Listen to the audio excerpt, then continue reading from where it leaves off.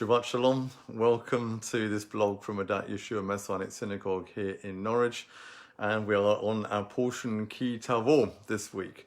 It's a wonderful portion about the different blessings and curses which come our way if we are obedient with the Lord, or whether we are disobedient and living in rebellion with him.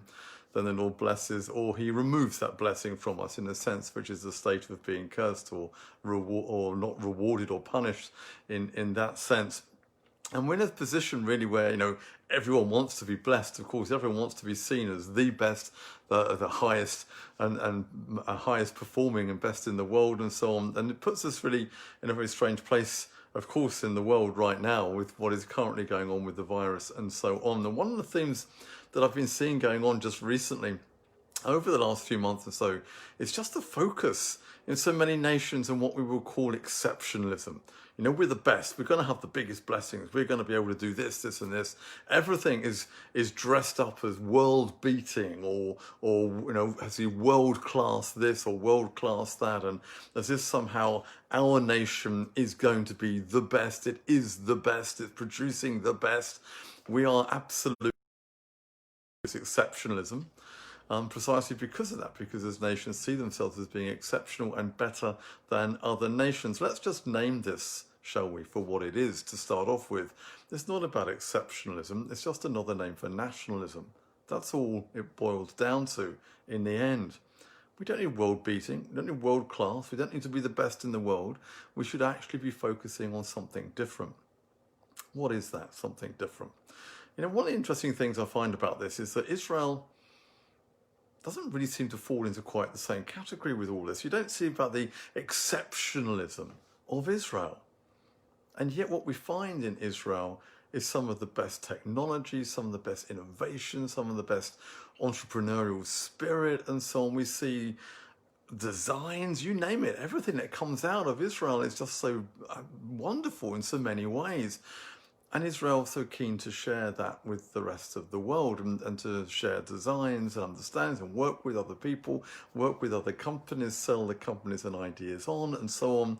The difference being with Israel, I think, is not that it's falling into the trap of a kind of nationalist exceptionalism.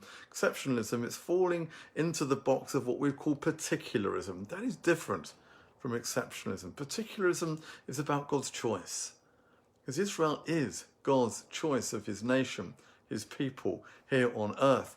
And that is why the blessing comes to us. As long as we walk in obedience with him, his blessing comes down to us. And even if we're in rebellion against him, we still find, as his nation, those covenants are still in force, and he's still there, looking out for us, guiding us, bringing us through history, restoring us, as we know, back in 1948, back into the land again. We still see that guiding hand of his loving presence through history for us, that blessing that is still nevertheless there. Even when he's angry for a moment, he turns back to bless us once more. And it's this particularism that is ours as Israel and his people, the Jewish people, not exceptionalism. Because you know what? As Jews, we're not exceptional in that way. We're not better than anyone else. We're simply not. It's just that God has called us. There's a particularism, not exceptionalism. But what we see in the world is often a desire for exceptionalism, as if somehow we are the best, we're better than other countries, better than other nations. Yes, and inevitably that brings people into conflict. And my plea, I think really, especially during these virus times right now, is we need to get beyond this exceptionalism. I was reading just the other day of how many different nations and companies around the world have been working on providing a virus and working towards that goal. That is wonderful that is happening. But you know what?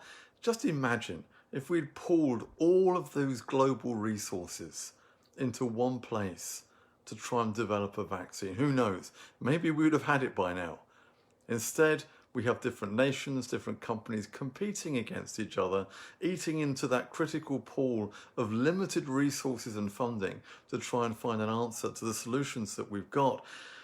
This is where, again, we see that competition divides. It pulls people apart to try and beat each other all the time, when actually working together in cooperation, sharing knowledge, sharing understanding in a way that Israel so often does so well, draws people together, brings people together for the common good, actually removing the need for conflict in that way. That is Israel's role, and that's why Israel is such a wonderful place. Our role as a light to the nations is not to sow discord, actually. It's actually to show people through the light of the Lord's presence in our lives as Israel, that we are the agents of what bring together, removing conflict, bringing peace, and so on. That should be our guiding cause. That is what brings real blessing that we would see in our portion this week. That is God's blessing upon us. So let's move away from exceptionalism.